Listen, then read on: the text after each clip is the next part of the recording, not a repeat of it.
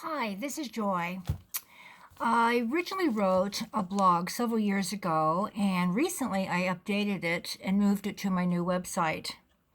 In reviewing what I wrote, I thought about the changes we've all faced since COVID hit us the beginning of last year, literally between the eyes. We have spent more time alone with ourselves than perhaps ever before. For some of us, it gave us a chance to look deep within ourselves and discover some things that were really important.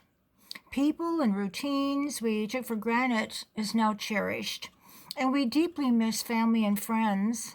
And something simple like going to the store can sometimes be a challenge. We used to complain about the traffic, the time spent looking for a parking place, and then mumbling about the long lines at the checkout stands. And the shelves were stocked to overflow, items spilling into the end cap stands at the ends of each aisle. We had hundreds of brands to choose from, let alone stocked freezers, produce stalls filled with fresh vegetables and fruit. Now we cherish a roll of toilet paper. How did that happen? For some of us, this has made us angry about something that has affected us, and we feel like victims to an unseen enemy. We are tired of the news and yet glued to the screens like a moth to a flame. We look for updates on our cell phones, for any change, a new vaccine, a cure, only to read about rising deaths not only in our country, but also globally.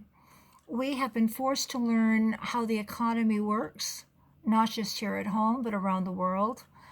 And we recognize how one country can affect many countries. We have gone through feelings of mounting depression, feeling alone and vulnerable, and some of us have felt like we have no control. So I want to talk about journaling because journaling is a great place to release those feelings of anger, frustration, depression.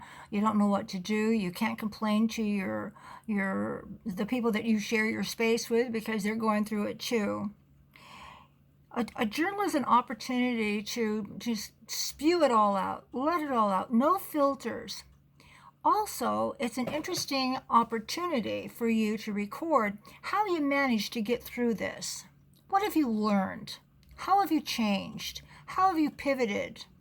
What have you learned? You're probably a master at Zoom by now.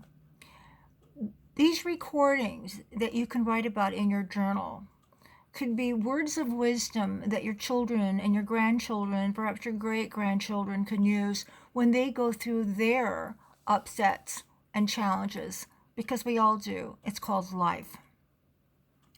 So think about control.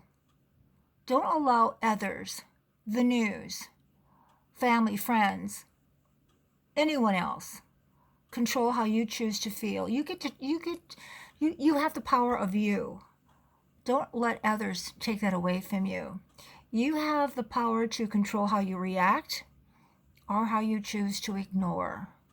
But most importantly, you get to choose to pay attention to yourself, and that's where your power lies.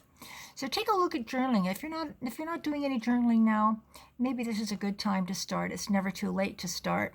And remember, life works better with joy.